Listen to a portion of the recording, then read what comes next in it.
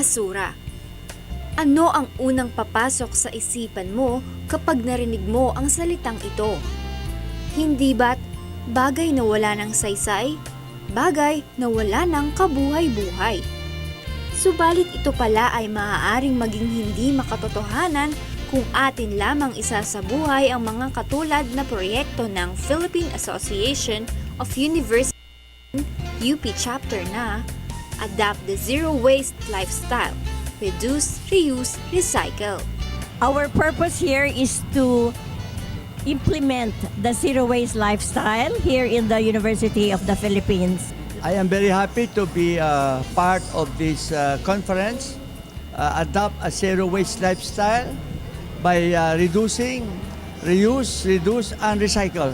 We hope that through this media, through this TV program, we will be able to encourage everybody to, one, reduce garbage by trying to have a lifestyle that is not always using plastic. Number two, we will recycle as much as possible. You know, the Mapicon company, which I lead, is in the recycling business. As a matter of fact, all that you can see in our exhibit are many times recycled. Matapos ang ilang pag-aaral at pagsusuri upang masigurong perfect ang imbensyon, ay nagkaroon ng isang makabuluhang saysay ang minsan ay basura na. We have one, the green charcoal, that is now converted into hydrogen. Number two, we have now the so-called diesel that is from recycled green charcoal, hydrogen. The hydrogen gas that replaces LPG. And then also the so-called fertilizer, we have now the vermicast fertilizer.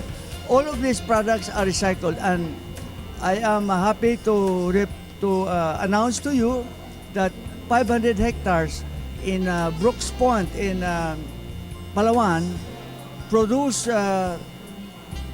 11.4 tons of rice as compared to the only 3.5 tons of rice per hectare. So I am very happy because of using our vermicast and also our Big R, Botanical Insect Growth Regulator. So I am very pleased to report this to you, and I hope we can really help our country through recycling. Hindi lamang pakinabang sa pinansyal na aspeto ang tulong na hatid ng basura, kundi pati na rin sa ating kalikasan.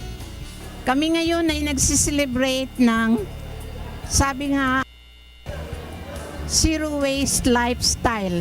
Ang ibig sabihin po yan, lahat nating basura ay magiging pera. Kasi po, inaalagaan natin ang ating kalikasan upang wala tayong mga baha. Kaya naman, sama-sama tayong makiisa, maging wais at subukang mag-isip bago ang isang bagay ay gawin nating isang basura.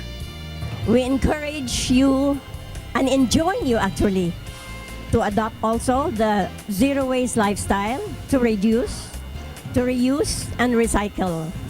And to make a better community, a better society, and a better world.